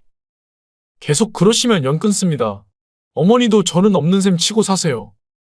여자의 손을 잡고 멀어지는 아들을 보며 올해 80이 된 허성리 할머니는 망연자실하여 서 있었소. 그리곤 어디서부터 일이 꼬였는가 생각해 보았소. 허성리 할머니는 40세 나이에 늦둥이를 보았소. 결혼 후 한참을 아이를 못 가져 오랫동안 마음고생을 하다가 남편과 결국 포기하고 둘이 잘 살자 결심했을 때 아이가 들어섰다오. 노산이라 임신 중에도 고생을 많이 했고 출산의 과정도 쉽진 않았소. 하지만 충분히 값진 시간들이었소. 누구보다도 소중한 아들이 태어났으니 말이오. 워낙 힘들게 본 자식인지라 남편과 허씨는 아들을 애지중지 키웠소. 정말 아들 하나만을 보고 살아왔다고 해도 과언이 아니었소. 남편도 허씨도 워낙 힘들게 살았기 때문에 아들에게만큼은 꼭 다른 삶을 살게 해주고 싶었다오. 하지만 아들이 중학생이 된 후 얼마 안 되어 허씨는 남편과 사별하게 되었소. 갑작스러운 사고로 남편을 떠나보내고 아들을 홀로 키워야만 했소. 눈앞이 깜깜했지만 자신의 뼈와 살을 태워서라도 아들을 제대로 키워내고 싶었소. 없는 형편에 학원이며 과외며 남들이 하는 것은 부족함 없이 해주었소. 허씨는 말 그대로 모든 걸 아들에게 쏟아부었소. 그렇게 여자 혼자의 몸으로 밤낮 없이 죽어라 이래서 아들을 의사로 만들었다오. 언니는 좋겠다. 어디 가서 아들이 의사라 그러면 기 좀 피겠어. 뭘 그래. 아들이 의사지 내가 의사니? 칭찬하는 동네 친구 장영님의 말에 허씨는 손사래를 쳤지만 속으로 무척이나 뿌듯했어. 아들이 이제 34살이랬지? 슬슬 결혼할 때 됐겠다. 소식 없어? 무슨 벌써 결혼이야? 어머머, 34시 일러? 일찍 결혼했으면 애가 벌써 초등학교는 들어갔겠네. 이제 인생 시작인데 결혼 서두를 거 뭐 있겠어. 하긴 결혼 일찍 해봤자 좋을 것도 없다. 우리 딸 보면 그런 거 같아. 딸이 왜? 이혼한다고 난리야. 이혼? 갑자기 왜? 죽고 못 살더니. 장 씨의 딸은 20대 초반에 결혼했는데 결혼할 때 골치 썩는 모습을 옆에서 전부 지켜보았어. 장 씨가 결국 딸을 꺾지 못하고 결혼을 시킨 것이 벌써 10년이었어. 한 10년 살아보니까 아니다 싶은가 보지. 성격 차이? 뭐 그렇다는데 성격이 서로 딱 맞는 사람이 어딨어? 그냥 다 참고 사는 거지. 툭하면 이혼한다 그러는데 아주 질렸어. 진저리 치는 친구를 보며 허씨가 말했어. 그래도 그러는 데는 이유가 있겠지. 딸하고 얘기 좀 잘해봐. 그리고 요즘엔 이혼이 흠도 아니라더라. 시대가 바뀌었잖아. 우리 때랑 달라. 그건 알지. 근데 아무리 그래도 이혼녀 딱지 붙는 건데 웬만하면 그냥 살라 했지. 그래도 딸 행복이 먼저 아니겠어? 하지만 자신이 얼마나 오만한 조언을 했는지 얼마 안 있어 깨닫게 되었소. 어머니, 저 혜영이랑 결혼하겠습니다. 어느 날 아들이 말했소. 혜영이는 아들의 중학교 동창으로 오랜 연인 사이임을 알고 있었다오. 허씨도 잘 알고 있는 아이였고 그녀의 어머니와도 꽤 오래 알고 지냈소. 그리고 사실 그렇기 때문에 장 씨가 꺼낸 결혼 얘기에도 아직 이르다 대답한 것이었소. 혜영이랑 결혼을 한다고? 워낙 어릴 때부터 본지라 귀엽게는 보았지만 그건 아들의 친구였을 때 이야기였소. 그런 아이를 며느리라고 생각하고 엎어보고 뒤집어 보니 썩 좋은 상대는 아니었다오. 뭐가 마음에 안 차세요? 마음에 안 차는 점은 많았소. 여자 나이 34살이라는 것도 적지 않아 보였고 죽집을 하는 엄마를 따라 식당 일을 하고 있다는 점도 마음에 걸렸소. 아들의 결혼 상대로서는 기울어 보이는 것이 사실이었소. 그리고 같은 동네에 20년 넘게 살다 보면 서로를 속속들이 알게 된다오. 그 집의 빚이 얼마인지도 알고 있을 정도였으니 말이오. 조금 이르지 않나 싶다. 의사 인생 지금부터 시작 아니니? 요즘에 34세 결혼하는 남자가 어딨니?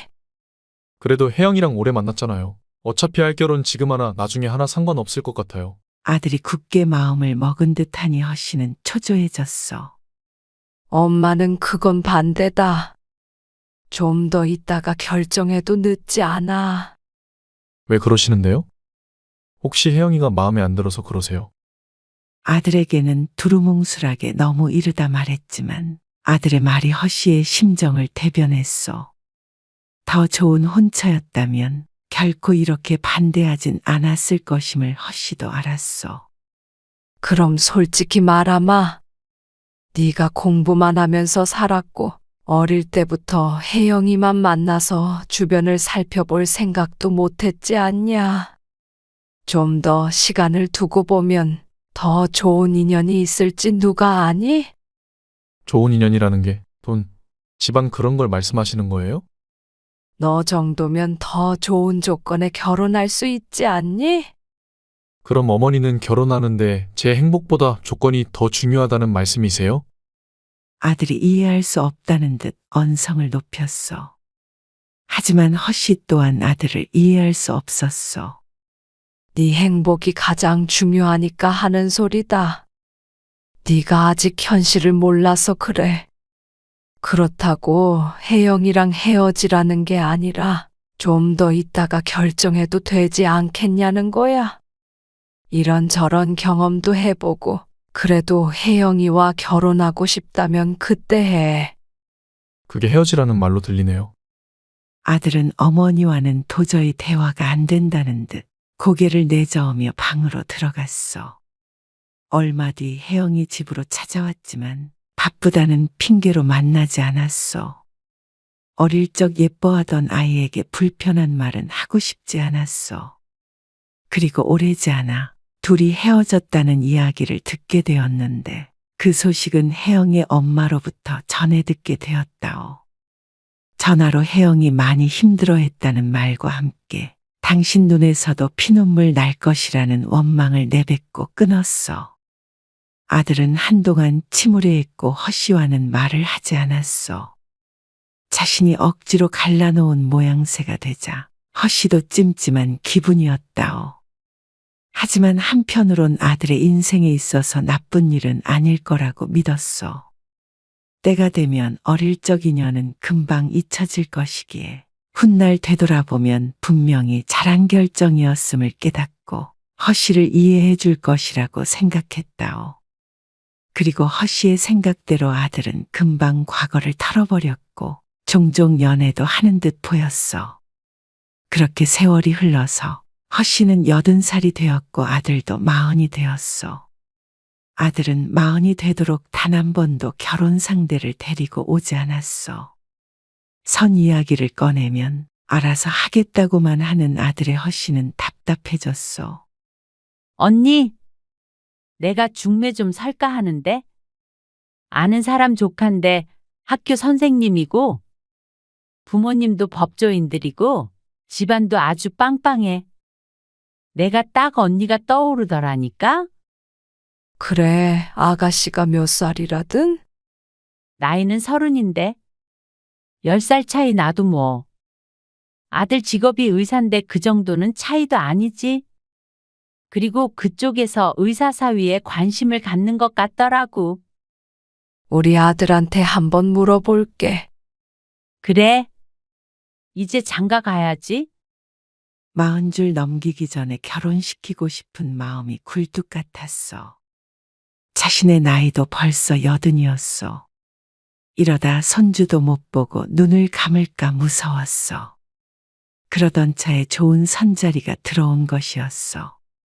학교 선생님이라는 직업도 마음에 들었고 부모님이 법조인이라니 의사라는 직업과 격이 맞을 듯했어.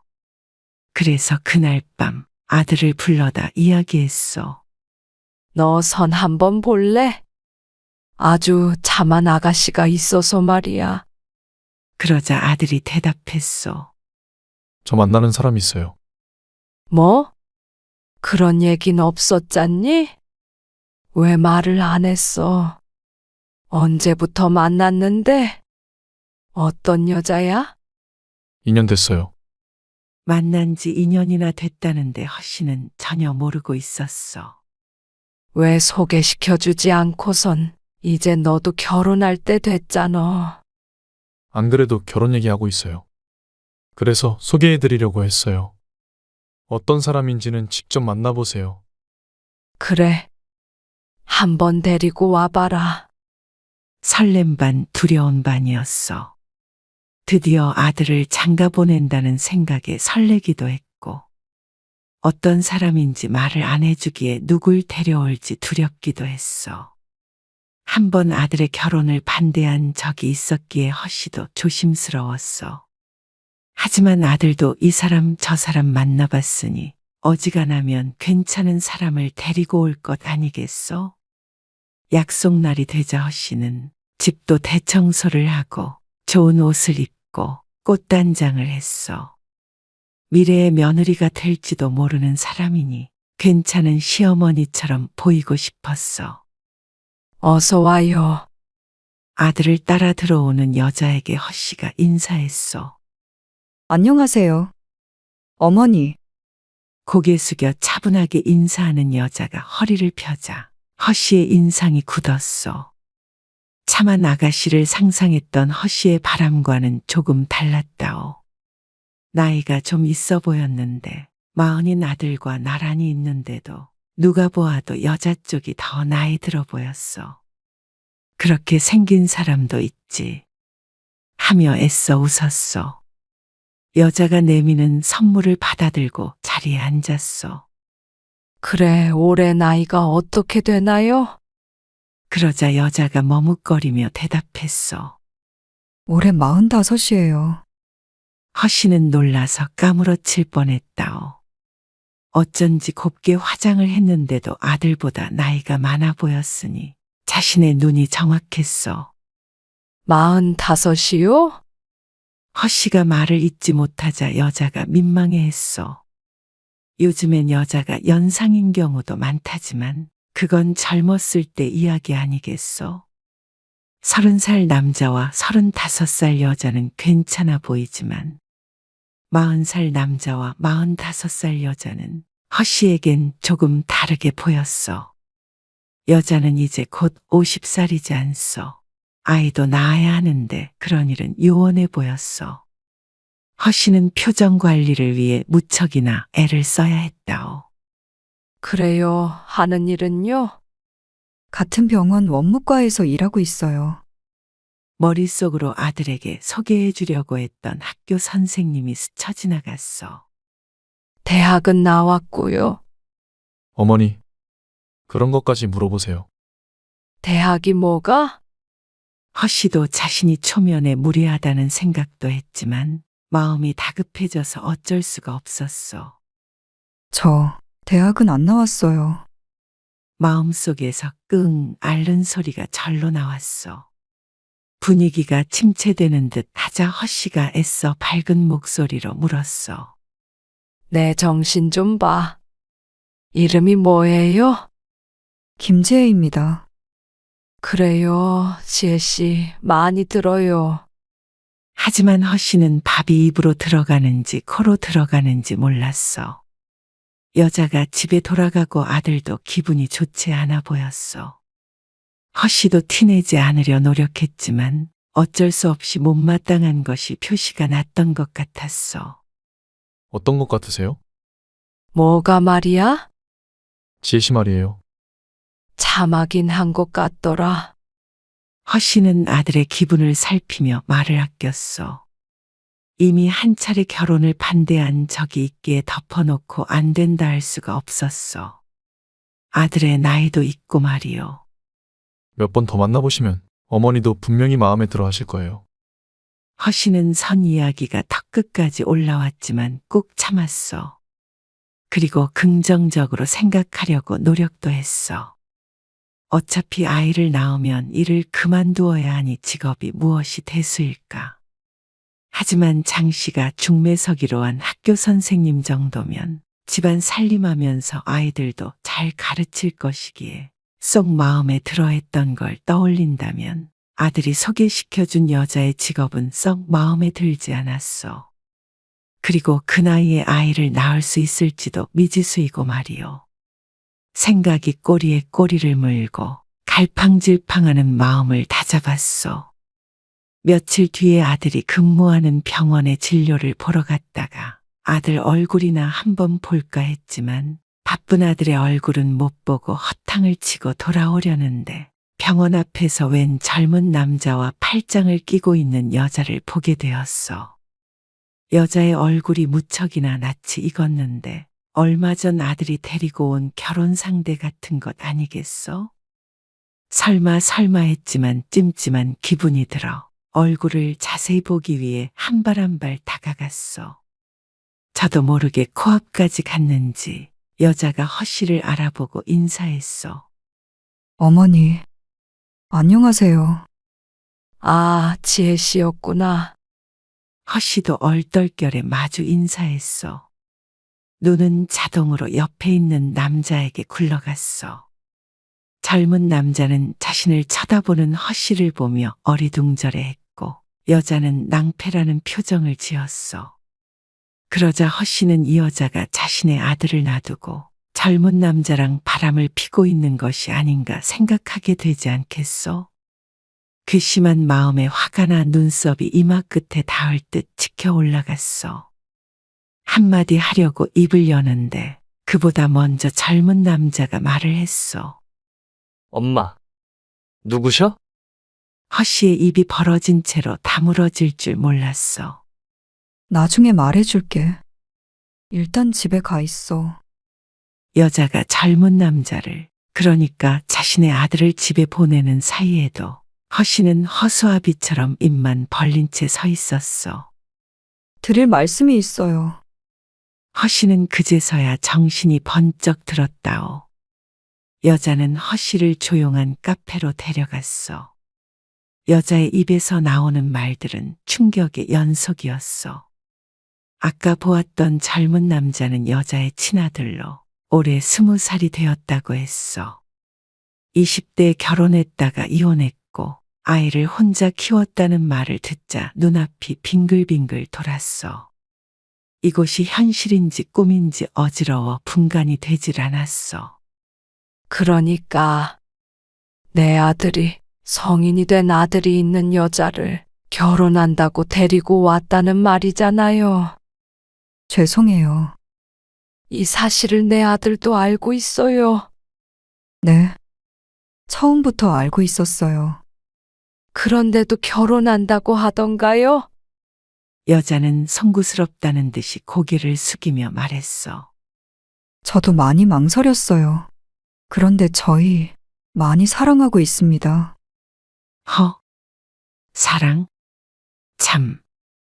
허씨는 속으로 생각했어. 내가 무슨 말을 하든 좋은 소리는 안 나갈 것 같네요. 그런데 그건 지혜 씨가 이해해요.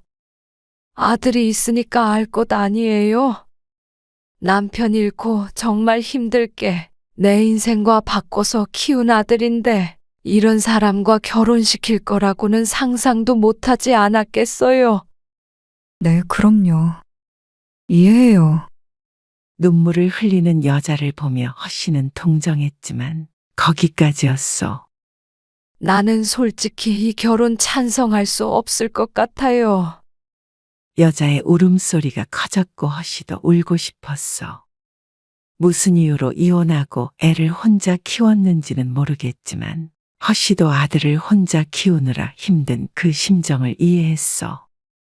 하지만 아닌 건 아닌 것이었어. 딱하다고 내 아들의 인생을 줄 수는 없는 것이요. 내가 무슨 말 하는지 충분히 알아들은 것 같네요. 앞으로는 볼 일 없었으면 해요. 여자가 대답을 하기도 전에 허씨는 자리에서 일어났어. 100번 양보해서 그녀의 직업과 아들보다 나이가 많은 것도 이해해 보려고 노력하고 있었어. 하지만 20살짜리 아들이 있는 건 다른 문제였어. 그것까지는 도저히 감싸 안을 수가 없었어. 그렇게 헤어져서 집에 왔는데 저녁 늦게 퇴근한 아들이 허씨에게 말했어. 어머니, 지혜 씨한테 뭐라고 하신 거예요? 어머니를 죽일 듯이 노려보는 아들. 별말 안 했다. 너는 그런데 결혼 허락을 받으러 와서 제일 중요한 걸 말 안 했더라. 그건 천천히 말씀드리려고 했어요. 아니, 천천히 말할 문제가 아니지 않니? 그걸 가장 먼저 얘기했어야지. 그랬으면 무작정 반대만 하셨을 거 아니에요. 아들의 말에 허씨가 가슴을 쳤어. 당연한 거 아니냐. 어떤 부모가 아들이 5살이나 많은 애 딸린 이혼녀랑 결혼한다는데 좋다 그러냐. 그것도 의사가. 아들도 지지 않고 말했어. 그놈의 의사는 원하는 사람하고 결혼도 못해요? 너를 내가 어떻게 의사로 만들었는데. 그렇다고 어머니가 제 인생을 이래라 저래라 할 권리는 없는 거예요. 공부시켜주신 건 살면서 갚을게요. 그런 얘기가 아니었어. 허씨는 결코 아들이 의사를 만들어준 은혜를 갚길 원하는 게 아니었어. 심장을 꺼내서 보일 수 있다면 아들 앞에서 까발려보고 싶었어. 아니다. 이래라 저래라 하고 싶은 게 아니야. 나는 다 너 잘 되라고. 네가 행복했으면 해서 그러는 거야. 왜 애미 맘을 몰라주니? 어머니, 저는 지혜 씨랑 결혼하는 게 행복해요. 지금은 그렇게 생각할 수 있다. 그런데 살다 보면 그게 아니야. 지금은 그 사람만 보여도 시간이 지나면 또 그 소리세요? 혜영이도 그렇게 말씀하시고 반대해서 결국 헤어지게 만드셨죠. 이번에는 절대 어머니 뜻대로 못해요. 다 널 위해서 하는 소리야. 아니요. 다 어머니를 위해서 하는 말이죠. 저 의사 만드느라 힘들었으니 그 보상을 받고 싶은 거 아니에요? 서로 핥히고 찌르고 입을 떠난 보이지 않는 칼이 서로를 찔렀어. 승자는 없고 패자만 있는 말씨름이 제자리만 돌고 돌았어. 난 너 하나만을 보고 살았다. 너에게만은 나와는 다른 삶을 살게 해주고 싶었어. 좋은 며느리 봐서 대접받고 싶은 마음도 없다. 그저 너만 잘 살면 되는데 왜 내 맘을 몰라주니? 지혜 씨와 결혼 반대하신다면 어쩔 수 없어요. 이제 어머니 혼자 사세요. 저는 이 집을 나가겠습니다. 뭐 나랑 연이라도 끊자는 거냐? 필요하다면, 연을 끊어야 한다면 끊겠습니다. 그건 어머니가 선택하시는 거죠. 그리곤 아들은 집을 나가버렸어. 미처 붙잡을 틈도 없었어. 쾅하고 문 닫히는 소리에 허씨의 심장도 바닥으로 쿵 떨어지는 듯 했어. 다른 아들 같았으면 진작에 독립했겠지만 늙은 엄마 혼자 두는 게 불안하다며 나이 40이 될 때까지 같이 산 효자였어. 그런 아들이 여자 때문에 연을 끊자며 집을 나가버린 것에 큰 충격을 받았어. 아들은 그날 이후로 전화도 차단했는지 연락이 되지 않았어. 어디에 있는지도 모른 채로 답답한 마음에 발만 동동 굴렀어. 그렇게 며칠이 지나자 아들에게서 문자가 한 통 왔어. 어머니, 나중에 시간이 흘러서 함께 봐도 좋겠다 싶을 때 그때 다시 연락드리겠습니다. 그때도 싫다고 하시면 아들은 없는 걸로 생각하셔야 할 거예요. 저는 제가 행복한 선택을 할 테니 어머니도 이제 저 말고 어머니 행복을 찾으세요. 저는 제 결정 후회하지 않습니다. 그럼 건강하세요. 다급히 전화를 눌렀지만 받지 않았고 답장을 보내보았지만 대답이 없었어. 40년간 품에 넣고 살았던 아들이 완전히 타인이 되어버린 순간이었어. 그렇게 한 주, 두 주 지나자 이대로는 안 되겠다 싶었어. 이렇게 있다가는 영영 아들을 잃을 것만 같았어.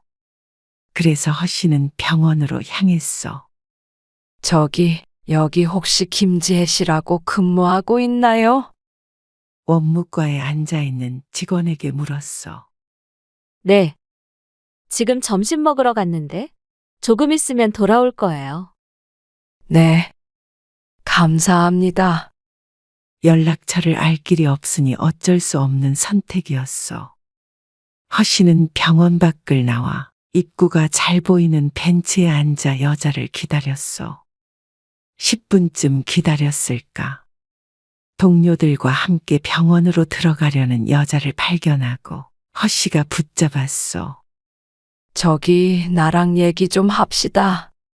어머니, 여자가 놀라서 허씨를 쳐다보다가 동료들을 보내고 허씨를 따라왔어. 둘은 병원 뒤 한적한 벤치에 앉았어. 아들이 집을 나가버렸는데 그쪽이랑 안 헤어지겠다고. 네, 알고 있어요. 혹시 지금 같이 있어요? 여자에게 묻는 허씨의 눈동자가 사정없이 흔들렸어. 여자는 뜸을 들이더니 대답했어. 네, 같이 살기로 했어요. 죄송합니다. 반대하면 나랑 영 끊겠답니다. 이대로 결혼할 거래요. 그쪽도 같은 생각인가요? 그러자 여자가 고개를 끄덕였어. 그때는 날 이해한다고 하지 않았어요. 분명히 그때 알아들었다고 했잖아요. 네, 죄송해요. 그런데 저도 이제 행복하게 살고 싶어요. 어머니, 어머니라고 하지 마세요. 그러면 내 아들 인생은 생각 안 해요? 왜 내 아들이 흠 있는 여자랑 결혼해야 하는데요? 흠이요? 여자가 눈물을 글썽거렸고 허씨도 내심 뜨끔하긴 했지만 사과할 생각은 하지 못했어. 도저히 말이 곱게 나오질 않네요. 흠이라고 해서 그렇지만 사실이 그렇잖아요. 20살짜리 시커먼 아들이 있는 이혼녀가 내 아들이랑 결혼한다고 하면 누구라도 그렇게 말할 거예요. 어려서 애아빠와 사랑해서 결혼했고 제 잘못이 아닌 문제로 헤어지게 됐어요. 그래도 아들 키우면서 저 정말 열심히 살았고 남들에게 손가락질 받을 일 안 하면서 살았어요. 아드님에 비해서 제가 많이 부족하지만 흠 있다는 얘기는 정말 가슴이 아프네요. 나도 다른 사람 얘기면 그러지 않아요. 하지만 딴 사람이 아니라 내 아들이잖아요. 나도 어쩔 수가 없다는 걸 이해해 주길 바래요. 지혜 씨도 아들이 있잖아요. 입장을 한번 바꿔서 생각해 보세요. 여자가 눈을 질끈 감았어. 허씨는 장담하건대 여자가 절대 자신과 다른 결정을 할 것이라곤 생각하지 않았어. 부모 마음은 다 똑같은 것 아니겠어? 그러면 내가 어떻게 하면 좋을까요? 이렇게 내 아들이 불구덩이 속에 들어가는 걸 지켜보기만 하라는 말인가요? 죄송해요. 잘 살아볼게요. 애가 어린 것도 아니고 20살이에요.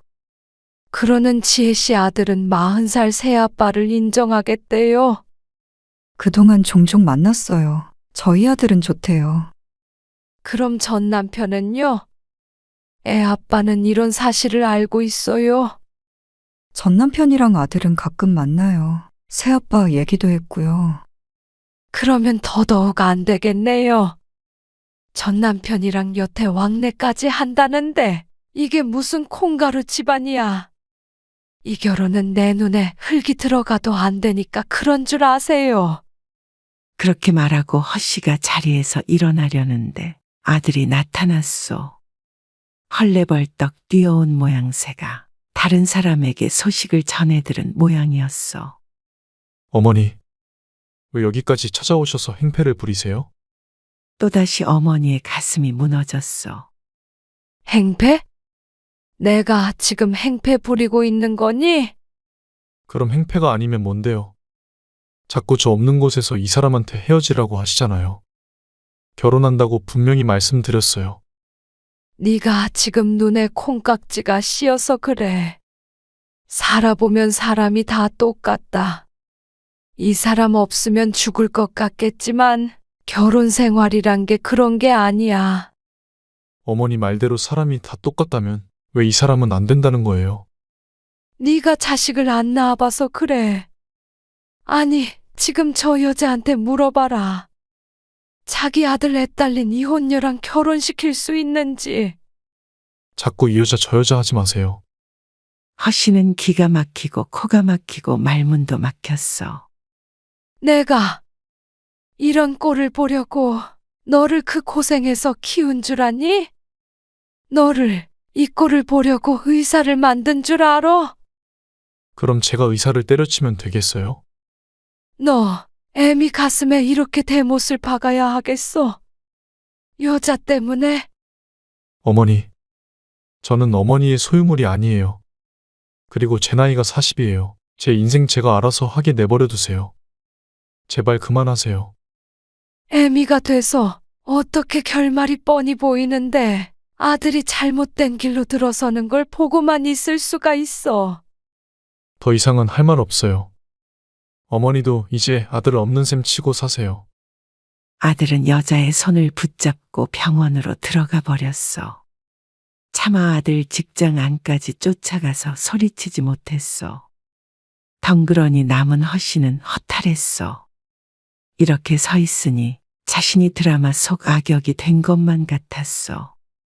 이럴 거면 차라리 그때 혜영이와 결혼시키는 것이 나았을 것이요. 하지만 그때 허씨가 반대를 했던 것도 다 아들을 위한 마음뿐이었어. 자신이 이기적이라는 것은 허씨도 잘 알고 있지만 아들이 그 마음까지 이해해 주길 바랐어. 80까지 인생을 살다 보면 깨달은 바가 있지 않겠어? 사람의 마음은 영원하지 않고 사랑은 찰나이며 결혼은 그와는 동떨어진 현실이요. 그러니 이왕이면 좀 더 좋은 조건의 사람을 만나 평탄한 삶을 살길 바라는 것이 부모 마음 아니겠어? 그저 그런 마음뿐이었어. 방식이 잘못되었을 수는 있겠지만 그것이 이런 식으로 돌아와 허씨를 찌를 줄은 몰랐어. 발길이 떨어지질 않아 그 자리에 서 있는데 때마침 허씨의 전화벨이 울렸어. 아들이 전화를 걸었을까 싶어 얼른 휴대폰을 꺼내 보았는데 허씨의 동네 친구 장씨였어. 끊기지 않는 벨소리에 할 수 없이 전화를 받았어. 그래, 무슨 일이야? 언니야말로 무슨 일 있어? 목소리가 말이 아니네. 아니, 무슨 일은? 다름이 아니고 우리 딸 있잖아. 이번에 결국 이혼 절차 밟기로 했어. 뭐, 어쩌다. 허씨가 놀라 대꾸했어. 이혼한다 하더니 결국엔 그렇게 된 모양이었어. 어쩌다는? 사실 지난번에 언니가 그랬잖아. 이혼이 요즘은 흠도 아니라고. 딸 행복이 먼저지 않냐고. 내가 그 말을 듣고 곰곰이 생각을 해봤거든. 그러니까 그 말이 맞더라고. 남들 눈 무서워서 딸의 불행을 보는 내가 너무 나쁜 엄마 같아서 이번에 또 이혼한다길래 진지하게 얘기해봤어. 허 씨는 대꾸를 하지 못했어. 언니 덕분에 결심이 섰어? 이혼한다고 뭐 우리 딸 인생이 끝나나? 앞으로 행복하게 잘 살면 되지.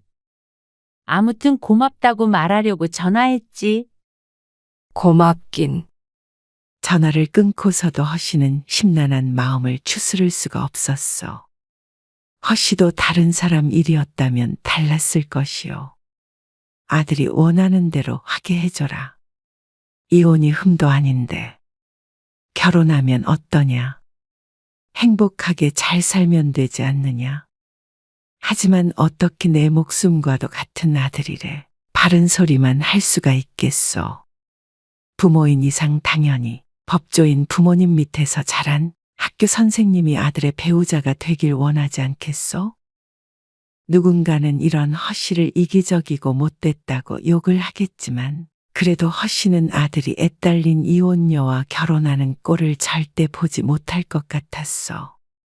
그래도 마음 한구석엔 이런 자신이 나쁜 부모인가 하는 생각에 괴로워했어. 그리고 오래전 혜영의 엄마로부터 당신 눈에선 피눈물 날 것이라는 말을 들었던 일이 떠올랐다오. 여러분들이라면 이런 상황에서 어떻게 하시겠소?